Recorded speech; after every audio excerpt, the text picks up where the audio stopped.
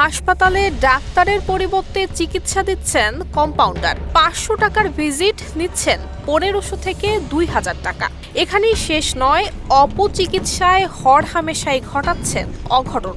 মোট কথা, নারায়ণগঞ্জের সোনারগাঁ উপজেলা পশু হাসপাতালে চিকিৎসার নামে প্রতারণা, দুর্নীতি আর অপচিকিৎসার ভয়ঙ্কর খেলা চালিয়ে যাচ্ছেন হাসপাতালের কম্পাউন্ডার রাজীব চন্দ্র দাস।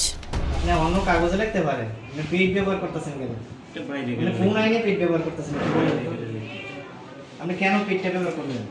এটা বাইরে গেলে কই আপনাদের? এটা তো অফিস হাসপাতালের। কেউ পশু নিয়ে হাসপাতালে আসলেই তার কাছে ছুটে যান রাজীব। কন্টাক্ট করে শুরু করেন পশুর চিকিৎসা। অনেক ক্ষেত্রেই ইনজেকশন না লাগলেও তিনি টাকা কামানোর ধান্দায় পশুকে ইনজেকশন দিয়ে থাকেন। এক্ষেত্রে চিকিৎসার ব্যবস্থাপত্র কিংবা চিকিৎসকের পরামর্শ ছাড়াই নিজেই সরকারি লোগো সম্বলিত প্যাডে ব্যবস্থাপত্র দিয়ে যাচ্ছেন। উপসহকারী নিঃস্বাস্থ্য, আমি সেটাই লিখছি, এখানে কোথাও কোনো ডাক্তার উল্লেখ নাই, ঠিক আছে। আর হাসপাতালের বাইরে অনেকে সাদা কাগজে লিখে আমাদের প্রেসক্রিপশন বা হাসপাতালে কেউ যে ট্রিটমেন্ট করছে বা হাসপাতালে কেউ দেখছে, প্রাথমিক ট্রিটমেন্ট করছে, এটা কিন্তু উল্লেখ থাকে না। তো সেই জন্য একটা যে এটা আমি করছি, যেমন আমি ভুল করলে আমার এটা ধরতে পারেন, যেটা কে করছে এটা সাদা কাগজে লিখলে আপনি কারা ধরবেন। এই কাজ করতে গিয়ে তার অপচিকিৎসায় একাধিক প্রাণী মারা যাওয়ার অভিযোগ ওঠে। শুধু তাই নয়, হাসপাতালের বাইরে গিয়ে চিকিৎসা দেওয়ার নিয়ম না থাকলেও তা তোয়াক্কা না করে তিনি যেখান থেকেই খবর পান সেখানেই চিকিৎসা দিতে ছুটে যান। বিনিময়ে হাতিয়ে নেন মোটা অঙ্কের টাকা। চিকিৎসা করলে মারা যাইতেই পারে, আর আমরা তো কারো মারার জন্য যাই না। অনেক সময় দেখা গেছে আমাদের বিশেষজ্ঞ সারদার পাওয়া যায় না, বা রাত বিরাতে অনেক সময় বের হয় না। মানুষের উপকারের স্বার্থে রাত 3টা বাজে বললেও আমরা বেরোই। এ ধরনের অনিয়মের খবর পেয়ে জেলা পশু সম্পদ কর্মকর্তা কম্পাউন্ডার রাজীব চন্দ্রকে শোকজ করার নির্দেশ দেন।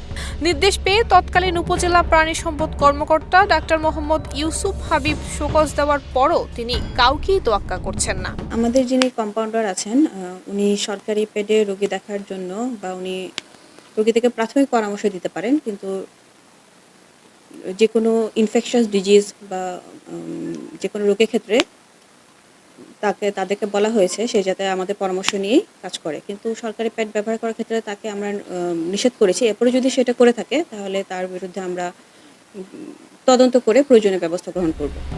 হাসপাতালে পশুর চিকিৎসা নিতে গিয়ে কম্পাউন্ডার রাজীবের অপচিকিৎসার শিকার হয়ে আর্থিকভাবে ক্ষতিগ্রস্ত হয়েছেন সোনারগাঁওয়ের বহু মানুষ।